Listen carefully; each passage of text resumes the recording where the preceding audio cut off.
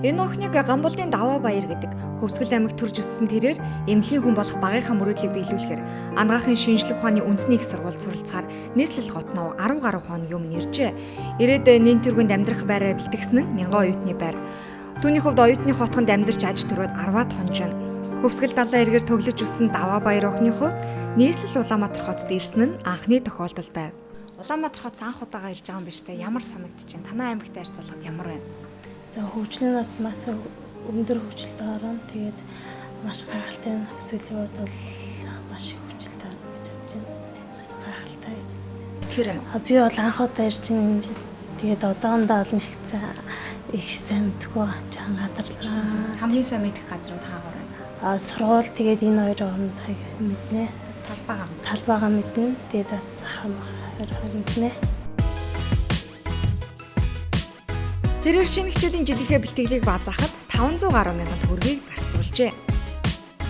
За Улаанбаатар хотод 8 сарын 20-нд ирсэн. Тэгээд бүрт хичээлдээ сургуультай бүртгүүлээд тэгээд байрандаа бол орсон байгаа. Тэгээд сургуультай бол танилцсан байгаа. Тэгээд ингэж тэгэж хинтэйгээр автагаа ээжтэйгээ ирвөө бэлтгэлээ хэр хангуу хаавар явж шинэ хувцаа авав. Ээжтэйгээ ирсэн. Тэгээд бараг хвчлэн захаараа тэгээд сургуулаа ингэж тэгээд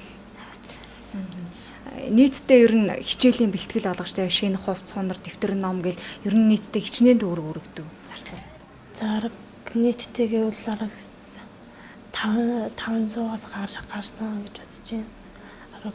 Юм бараг юмны үнэ нар нэмэгдсэн. Өнөөдөр Даваа Баяр охин оюутан болсон 5 дахь өдрөө шинэхэн анги, шинэхэн найз, шинэхэн орчинд өнгөрүүлж байна.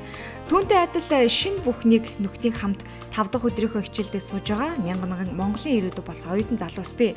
Даваа Баяр охин оюутан гэхэр л шоу цэнгийн дуртай гэхээс илүүтэй оюутан гэдэг нэрээ өндөр дүргэж авахыг хүсдэг гэсэн. Түүнийл адил оюутны ширээний ард сууж амьдралынхаа түүхэнд нэгэн шинэ хуудас нээж байгаа 19 мянган охид хөвгүүд минь оюутан гэхийн нэрээ өндөр дүргэж авахын ерөөлөргүй.